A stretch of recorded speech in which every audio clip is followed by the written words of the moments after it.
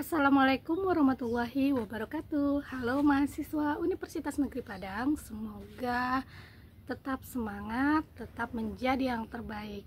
Ketemu lagi dengan saya, Ibu Dr. Jahria Simargolang MA, yang akan membahas mata kuliah pendidikan agama Islam dengan judul Pembinaan Keluarga dalam Islam. Jadi keluarga itu dibina dari mulai pernikahan. Kita harus mengetahui yang pertama, konsep pernikahan. Konsep pernikahan adalah ikatan antara suami dan istri untuk membina rumah tangga yang bahagia. Tentu ikatan ini meliputi perjanjian yang dilakukan di awal ya, sehingga perjanjian ini tentunya menyangkut hal-hal yang berupa hak maupun kewajiban. Tapi perjanjian yang menurut konsep Islam bukan hanya perjanjian kita pada pasangan sebenarnya ya, tapi perjanjian kita pada Allah. Untuk itu ketika kita mau melakukan sesuatu yang salah atau kita mau menyakiti pasangan kita, ingatlah bahwa perjanjian kita bukan hanya pada pasangan kita tetapi juga pada Allah. Dan ketika perjanjian kita sudah pada Allah, itu yang kita takutkan ketika Allah marah. Baik, selanjutnya setelah itu kita juga harus mengetahui hukum prosedur hikmah. Jadi yang namanya pernikahan itu harus punya prosedur ya. Yang pertama, menyiapkan calonnya tentunya, dan calonnya ini adalah calon pasangan yang terbaik. Yang wanita menikah dengan pria muslim, dan tentunya yang pria juga menikah dengan yang agamanya baik, bukan hanya sekedar yang cantik dan juga yang kaya. Oke, selanjutnya kita juga harus memperhatikan bahwa harus ada saksi ya. Jadi kita nggak boleh nikah cuman isinya wali saja, harus ada minimal 2 orang saksi, dan kemudian wali juga diatur ya, harus dari yang terdekat, ayah kandung dari si wanita, dan kemudian kalau sudah tidak ada atau berhalangan karena sakit dan sebagainya, itu boleh digantikan oleh paman, abang, intinya saudara kandung. Dan ketika memang semuanya tidak ada lagi, barulah boleh wali, hakim ya, ataupun orang lain. Jadi tidak bisa sembarangan ya. Misalnya nanti kalian tidak disetujui oleh keluarga, terus pengen tetap nikah, akhirnya udah deh wali hakim aja dan melompati wali yang seharusnya memiliki hak untuk menikahkan. Nah itu dilarang ya. Oke, selanjutnya kita akan membahas tentang hukum-hukum lainnya, yaitu nikah merupakan sunnah Nabi ya. Jadi ketika dikerjakan itu berpahala, dan ketika tidak dikerjakan tidak apa-apa. Kenapa tidak apa-apa? Ya mungkin ketika dia menikah maka akan menyebabkan hukumnya makruh, belum sanggup dari sisi finansial, belum sanggup dari sisi kedewasaan, dan khawatir ketika menikah tidak akan mampu bertanggung jawab. Dan kemudian bisa menjadi haram ya apabila menikah tersebut tidak atas dasar ibadah. Menikah dengan pria non muslim, menikah dengan yang dia itu melanggar aturan-aturan ya, misalnya nikah kontrak, nah gitu ya, nikah yang tidak direstui orang tua, seperti tadi yang saya sampaikan ya, bahwa dia melompati wali-wali, dan banyak lagi yang tujuan nikahnya itu ingin memberikan mudarat kepada pasangannya, maka itu tidak dibolehkan.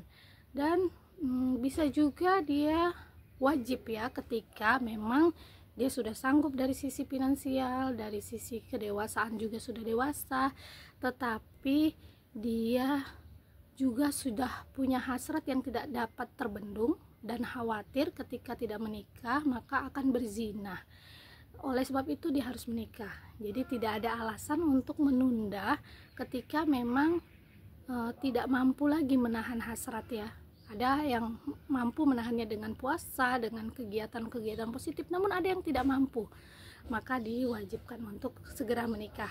Makanya ya, ketika seorang anak itu ada yang mau nikah, ayahnya tidak boleh menghalangi ketika yang datang itu yang baik-baik gitu ya. Khawatir ketika nggak dinikahkan nikah sendiri. Nah, nikah sendiri itu yang dikhawatirkan nanti menggunakan wali hakim karena takut nggak direstui. Oke, selanjutnya ya, tentu kita sudah tahu lah ya, kalau memang kita belum sanggup ya jangan menikah. Kalau kita sudah sanggup boleh, meskipun masih semester berapa ini udah belajar materi ini ya, jadi sudah bisa untuk memikirkan dampaknya, apakah nanti akan menjadi sunnah ataupun makruh, dan tentunya dihindari hal-hal yang haram. Baik, selanjutnya adalah kewajiban suami ya. Suami itu memiliki kewajiban untuk memberikan mahar, memberikan nafkah, perlindungan. Jadi perlindungan ini bukan hanya materi ya, tapi juga tidak melakukan KDRT. Dan KDRT ini bukan hanya fisik ya, tapi juga ada non fisik. Apa bedanya? KDRT fisik adalah memukul, mencubit, menendang gitu ya, sesuatu yang menyakitkan fisik wanita. Sedangkan KDRT non fisik adalah sesuatu yang menyakiti hati wanita, mencela, menghina, mengancam, seperti itu ya. Jadi itu tidak boleh. Dan kemudian memberikan pendidikan ya. Jadi ketika istrinya memang mau kuliah lagi atau mau pengajian atau ada salah, maka harus dididik, memberikan dukungan, memberikan rasa kasih sayang ya, kelakuan baik, dan juga mendapatkan harta bersama. Nah, selanjutnya kewajiban istri. Ketika sudah dapat nafkah nih, maka dia harus melayani suami, menghormati, taat ya, intinya taat pada suami ketika yang disuruh itu adalah hal-hal yang baik. Nah, kemudian sama ya, mendukung, mensupport yang baik-baik, terutama yang halal ya, dan kemudian memberikan pendidikan ya. Kalau memang ada salah, silakan boleh saling untuk mengingatkan ya, dan kemudian mendapatkan harta bersama juga sama ya. Dan haknya tentunya ketika kita sudah saling memberikan kewajiban, maka ya haknya tuh sebenarnya simple aja, 3 ya, seperti yang sering kita dengar, sakinah, mawaddah, warohmah. Haknya itu untuk mendapatkan ketentraman, jadi merasa aman, gak takut ketika suaminya atau istrinya pulang, aduh gimana nih dia pulang, aku takut dimarahin. Nah, itu udah merasa gak aman ya. Baiknya kita itu mampu menjadi qurrata ayun, yaitu ketika misalnya pasangan kita pulang atau ketika kita memandang itu bawaannya tenang, bawaannya merasa hilang gundah gulana maupun persoalannya. Dan kemudian mawaddah ya, yaitu haknya itu mendapatkan rasa tulus. Nah, misalnya nih belum mampu membalas, yang suaminya ini mungkin banyak memberikan uang dan istrinya ternyata sedikit melakukan pelayanan karena mungkin sakit ataupun karena mungkin ada sesuatu hal yang sibuk dan sebagainya, itu harus saling memahami, saling menghormati sehingga tidak ada pertengkaran. Jadi artinya dibicarakan baik-baik sehingga terciptalah kasih sayang, saling memberi, bukan hanya saling menuntut ya. Jadi harus balance, dia pengen disayangi tapi juga harus menyayangi. Nah, kemudian setelah itu maka akan timbullah rahmah, yaitu keberkahan, karena Allah itu sangat menyukai suami istri yang damai dan tidak menyukai perceraian ya. Tapi ketika memang ada suatu hal, persoalan besar yang memang tidak bisa diatasi lagi karena sudah diperjuangkan, sudah pisah ranjang, sudah pisah rumah, sudah mediasi, ada persoalan besar yang mungkin itu berkaitan dengan penyakit ketika dilanjutkan, berkaitan dengan ancaman nyawa, maka boleh melakukan perceraian. Tetapi ya, perceraian ini juga harus didasari oleh yang pertama, yaitu suami yang memberikan talak. Dan yang kedua, kalau suaminya nggak mau memberikan talak, sang istri boleh mengajukan ke pengadilan. Oleh sebab itu, wanita jangan mau nikah sirih ya, walaupun sah di mata agama, tapi kita tidak dapat menuntut ketika nanti ada persoalan di belakang, karena tidak ada dokumen-dokumen yang akan membuktikan bahwa kita ini sebagai istrinya. Oleh sebab itu, maka prosedur tadi itu ya dipersiapkan. Bukan hanya pasangan tapi juga dokumen-dokumen lengkap yang mengakui bahwa kita ini akan menjadi istrinya. Seperti itu ya, itu untuk perlindungan wanita.